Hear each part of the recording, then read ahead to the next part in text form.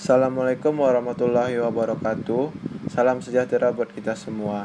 Yang saya hormati Ibu Rika Wahyuni selaku dosen bisnis internasional dan yang saya sayangi teman-teman yang seperjuangan dengan saya.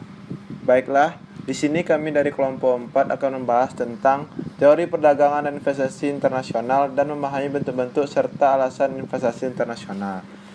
Kelompok 4 yang beranggotakan Jordi Arasid, Panji Saputra, Rafli Aldio Sidik, Rastiarta Melia Irham, dan Sandra Safitri Rahmadani. Baiklah, di sini yang pertama saya akan membacakan teori-teori perdagangan internasional. 1. Apa itu perdagangan internasional? Perdagangan internasional adalah bentuk transaksi dagang yang terjadi antara subjek-subjek ekonomi negara satu dengan lainnya, baik berupa transaksi barang ataupun jasa. Teori perdagangan internasional. Yang pertama yaitu teori Adam Smith.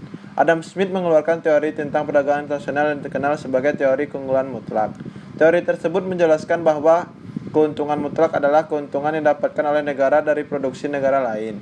Perdagangan dapat dilakukan jika biaya produksi antar negara tidak memiliki perbedaan. 2. Teori kaum merkantilisme, yaitu suatu kelompok masyarakat yang menganut ideologi kapitalis komersial disebut dengan kaum merkantilisme. Perdagangan kaum tersebut terhadap perdagangan internasional yaitu dapat meningkatkan kemakmuran suatu negara, namun tidak menguntungkan bagi satu orang saja. 3. Teori keunggulan komparatif oleh David Ricardo. Pada tahun 1817, David Ricardo mengemukakan teori keunggulan komparatif. Teori ini lebih mengarah pada kerugian dan keuntungan yang didapatkan dalam melakukan perdagangan internasional menggunakan perbandingan relatif. Meskipun teori David Ricardo dikemukakan sudah lama, namun teori perdagangan internasional ini termasuk yang modern. Selanjutnya, teori mazhab neoklasik, yaitu dia menyatakan bahwa teori perdagangan internasional sudah tidak didasarkan kepada biaya produksi dan tenaga kerja, namun tingkatannya dasarnya beralih pada marginal utility atau sebuah kepuasan yang didapatkan. Teori ini dapat merubah perdagangan suatu perdagangan internasional pada suatu negara. Selanjutnya, teori Heckers-Ohlin atau HO. Teori HO sangat merubah teori perdagangan internasional sebelumnya. Ohlin menyatakan bahwa suatu negara yang memiliki biaya produksi lebih tinggi maka dapat melakukan ekspor. Sedangkan biaya produksi rendah yang dimiliki suatu negara memungkinkan bahwa negara tersebut hanya melakukan impor saja. Selanjutnya, teori unggulan komparatif oleh Michael E. Porter. Pernyataan tentang teori ini yaitu mencakup pada poin eksistensi faktor proses produksi, kondisi faktor produksi, kondisi struktur dan strategi yang dimiliki suatu negara, kondisi permintaan serta kualitas mutu produksi barang dalam negeri. Selanjutnya yaitu yang terakhir, teori Offer curve atau reciprocal demand, yaitu menyatakan teori perdagangan internasional dalam bentuk offer curve. Kurva tersebut menunjukkan tentang kesediaan suatu negara dalam melakukan penawaran dan penukaran barang produksi dengan lainnya meski harganya berbeda. Manfaat dari teori ini yaitu membuat antar negara merasa puas dalam melakukan dagang. Jadi itulah teori-teori dalam perdagangan internasional. Perkenalkan, nama saya Rafli Aldio Sidik, nomor BP 20101155310234, kelas M5. Di sini saya akan menjelaskan teori-teori perdagangan klasik berbasis negara. Teori perdagangan internasional klasik adalah teori yang berdasarkan pada kekayaan negara akibat kepemilikan sumber daya alam yang dimiliki atau dihitung dari jumlah ekspor yang lebih banyak daripada impor. 1. Absolute advantage, kemanfaatan absolut, Adam Smith. 2. Competitive advantage, kemanfaatan relatif, John Stuart Mill. 3. Competitive choice, biaya relatif, David Ricardo. Teori-teori klasik disusun berdasarkan anggapan hanya ada dua negara, dua barang, keadaan full employment, persaingan sempurna, mobilitas dalam negara tinggi dari faktor-faktor produksi dalam kurung tenaga kerja dan kapital, tetapi mobil secara internasional. 1. Absolute advantage, Adam Smith mendasarkan pada variabel real bukan moneter sehingga dikenal dengan nama teori murni perdagangan internasional. Murni memusatkan perhatiannya pada variabel real. Misalnya nilai suatu barang diukur dengan banyaknya tenaga kerja yang dipergunakan untuk menghasilkan barang. Absolute advantage, Adam Smith, Amerika lebih efisien dalam produksi gandum, tenaga kerja yang dibutuhkan lebih rendah dibanding Inggris.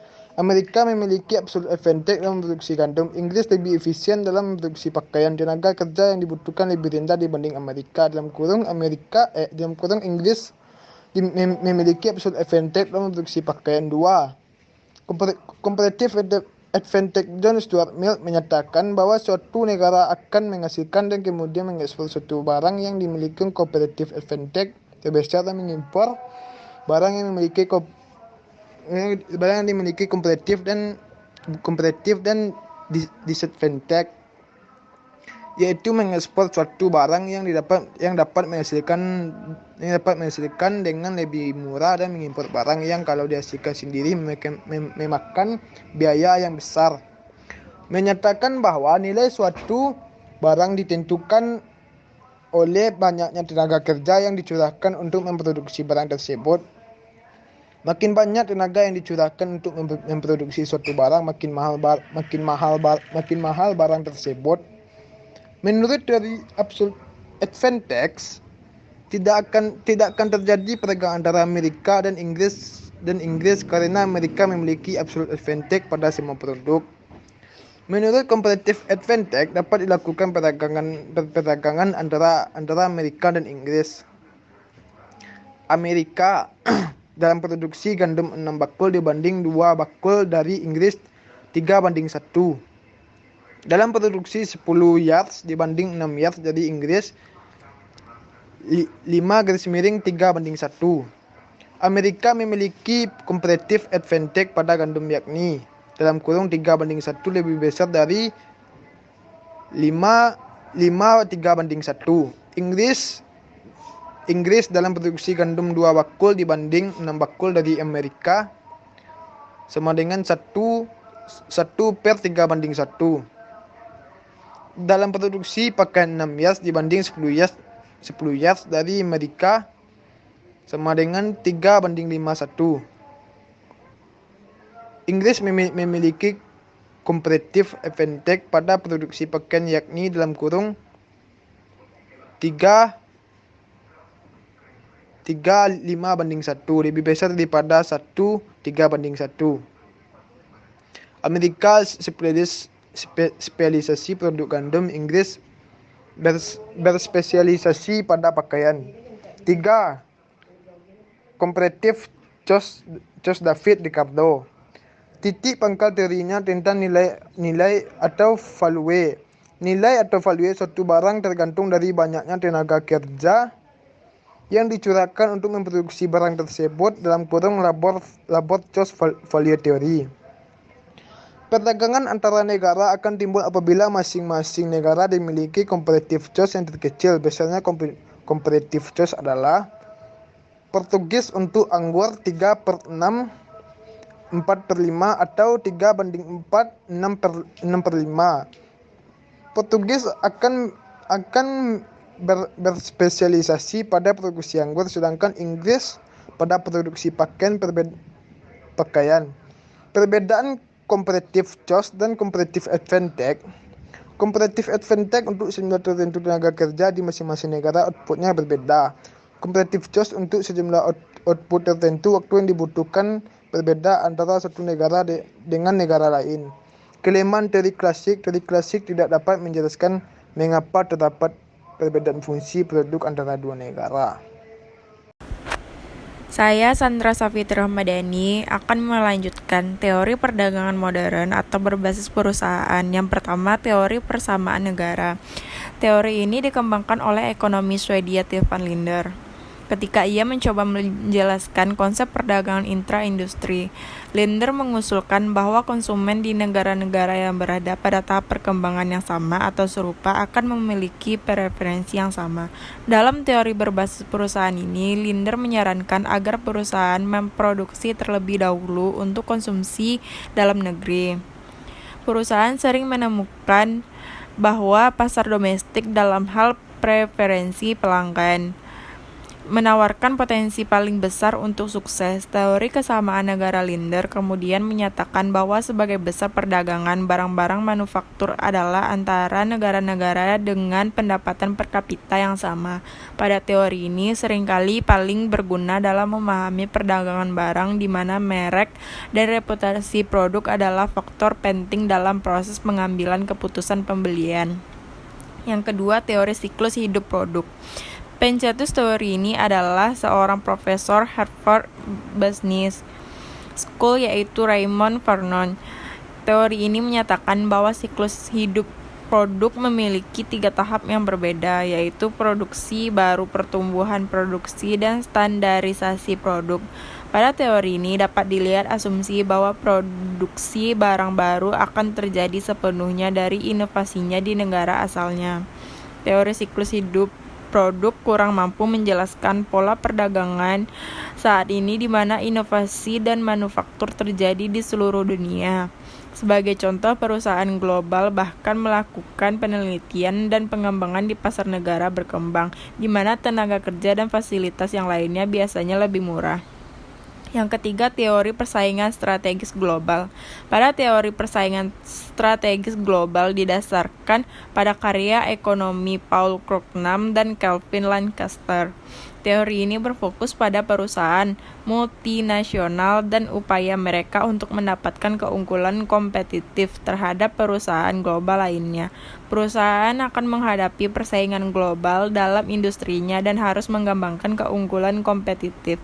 Cara agar perusahaan dapat memperoleh keunggulan kompetitif yang berkelanjutan adalah ketika mencoba untuk masuk ke dalam industri atau pasar baru dengan mengoptimalkan penelitian dan pengembangan kepemilikan hak kekayaan intelektual, skala ekonomi, proses atau metode bisnis yang unik, serta pengalaman luas dalam industri, dan kontrol sumber daya atau akses yang baik ke bahan baku.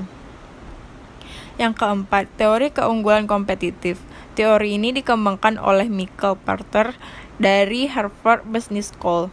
Menurut teori ini bahwa daya saing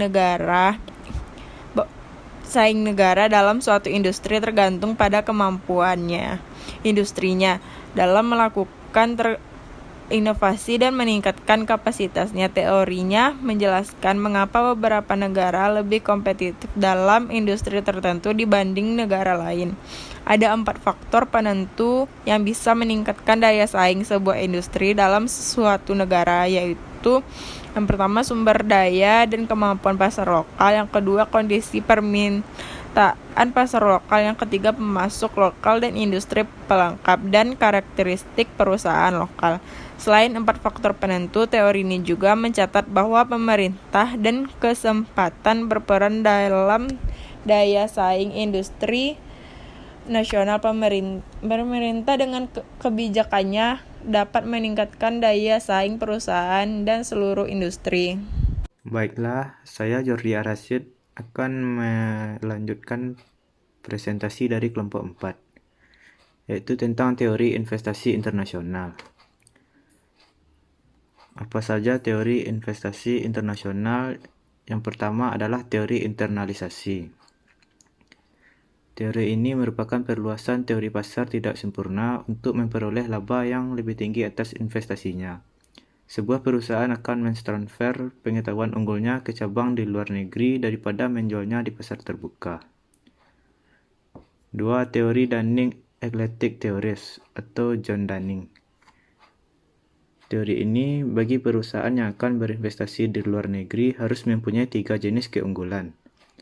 Yang pertama, kekhasan pemilikan, internalisasi, dan kekhasan lokasi. Yang ketiga ada teori keunggulan monopolistik atau Stephenheimer 1960. Teori ini merupakan investasi langsung LN yang dilakukan oleh perusahaan dalam industri oligopolistik, memiliki keunggulan teknis dan keunggulan lain atas perusahaan pribumi. Teori yang keempat yaitu ketidaksempurnaan pasar produk dan faktor produksi. Teori ini merupakan keunggulan pengetahuan memungkinkan perusahaan yang melakukan investasi memproduksi suatu produk yang disukai konsumen sama dengan buatan lokal. Dengan demikian, perusahaan dapat mengendalikan harga jual dan lebih unggul dari perusahaan pribumi. Teori yang kelima yaitu investasi silang. Investasi langsung luar negeri oleh perusahaan oligopoli di negara asal masing-masing sebagai tindakan pertahanan. Yang terakhir, ada teori The Follow the Leader Theory atau Knekker-Boxer. Teori ini merupakan jika suatu perusahaan yang memimpin atau memulai masuk pasar dalam pasar oligopolistik, maka perusahaan lain akan mengikuti International Product Life Cycle Theory. Daur produk terdiri dari masa awal, masa pertumbuhan, masa puncak, dan masa jenuh. Jika produk suatu perusahaan yang telah sampai pada masa jenuh di pasar dalam negeri, perusahaan tetap dapat mencari peluang menjual di negara lain, di mana pasarnya masih tumbuh. Oke, selanjutnya akan dipresentasikan oleh teman saya. Baiklah, saya Rasti Artamelia Irham akan melanjutkan tentang jenis-jenis investasi internasional. Sebelumnya, investasi langsung atau direct investment yaitu investasi asing langsung atau penanaman modal asing, di mana seseorang investor pada lingkup perekonomian suatu negara menaruh minat pada bisnis di lingkup perekonomian negara lain. Investasi lintas negara ini biasanya berupa penanaman modal dalam jangka waktu panjang dari investor di luar negeri ke perusahaan dalam negeri, sehingga umumnya FDI melibatkan dua negara sekaligus. FDI juga sering dipahami sebagai suatu media atau alat dalam sistem ekonomi dunia yang dinamikanya sudah mengglobal. Salah satu bentuk FDI adalah joint venture, yang termasuk bentuk usaha tetap. Joint venture adalah perusahaan yang dimiliki bersama antara dua negara atau lebih. Investasi internasional terbagi 4 yaitu investasi horizontal, vertikal, konglomerat, dan platform. Investasi horizontal yaitu investasi yang melibatkan pembangunan operasi bisnis yang sama di negara asing sebagaimana operasinya di negara asalnya. Singkatnya, bisnis ini melakukan kegiatan yang sama tetapi di negara asing. Contohnya, ekspansi McDonald's di Indonesia masuk ke dalam kategori investasi horizontal. Contoh lainnya adalah produsen smartphone yang berbasis di Amerika Serikat membuka pabrik di Cina. Kedua, investasi vertikal. Dalam hal ini, investasi berlangsung di tingkat rantai pasokan yang berbeda dari negara asal. Bisa jadi di tingkat hulu maupun hilir. Dengan kata lain, kegiatan ini masih dalam satu rantai pasok dengan operasi perusahaan di negara asal. Sebagai contohnya yaitu perusahaan manufaktur di Amerika Serikat mengakuisisi saham pemasok suku cadang atau bahan baku di Eropa. Contoh lainnya, McDonald's mengakuisisi peternakan skala besar di Indonesia untuk memproduksi daging untuk restoran mereka. Yang ketiga, investasi konglomerat. Jenis investasi ini melibatkan investasi dalam bisnis yang tidak terkait dengan bisnis perusahaan induk, karena investor masuk industri di mana mereka tidak memiliki pengalaman sebelumnya. Seringkali investasi konglomerat biasanya mengambil bentuk usaha patungan dengan perusahaan asing yang sudah beroperasi. Strategi investasi konglomerat lebih berisiko dibandingkan dengan investasi horizontal dan vertikal. Perusahaan membutuhkan mengatasi dua hambatan sekaligus agar dapat bersaing, memasuki negara asing dan memasuki industri atau pasar baru. Yang keempat yaitu investasi platform. Dalam investasi platform, perusahaan berekspansi ke negara asing tetapi output dari operasi asing diekspor ke negara ketiga. Investasi ini umumnya terjadi di lokasi berbiaya rendah di dalam area perdagangan bebas. Baiklah, selanjutnya akan dilanjutkan oleh Jordi. Selanjutnya, di bagian B ada teori keuntungan kepemilikan, atau biasa disebut ownership advantage theories. Pada teori ini menjelaskan perusahaan pemilik aset bernilai yang memiliki keunggulan kompetitif domestik dapat menggunakan keunggulan tersebut untuk menembus pasar LN melalui PMA Internalization Theories. PMA Internalization Theories menerangkan perusahaan meluaskan usahanya dengan memperhitungkan transaction cost. Jika biaya transaksi lebih besar di dalam negeri, maka produksi di luar negeri lebih menguntungkan. Saya, Sandra Safitri Ramadhani, akan melanjutkan teori internalisasi. Pengertian internalisasi secara etimologis. Internalisasi menunjukkan suatu proses. Dalam kaidah bahasa Indonesia, akhiran isasi mempunyai definisi proses, sehingga internalisasi dapat didefinisikan sebagai suatu proses.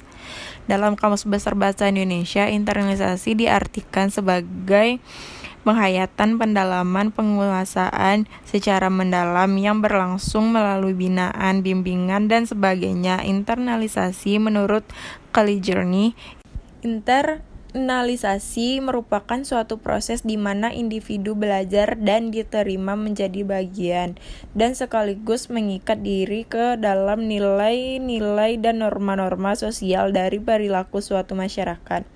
Berdasarkan pendapat tersebut, dapat disimpulkan bahwa internalisasi merupakan proses belajarnya seseorang sehingga seseorang itu dapat diterima menjadi bagian dari masyarakat. Kemudian ia mengikat dirinya ke dalam nilai dan norma sosial dari perilaku kelompoknya di masyarakat. Sementara itu, menurut Johnson, internalisasi adalah proses dengan mana orientasi nilai budaya dan harapan peran benar-benar disatukan dengan sistem kepribadian. Berdasarkan pendapat di atas menjelaskan bahwa internalisasi dapat diartikan sebagai suatu penghayatan nilai-nilai dan atau norma-norma sehingga menjadi kesadaran yang diwujudkan dalam sikap dan perilaku.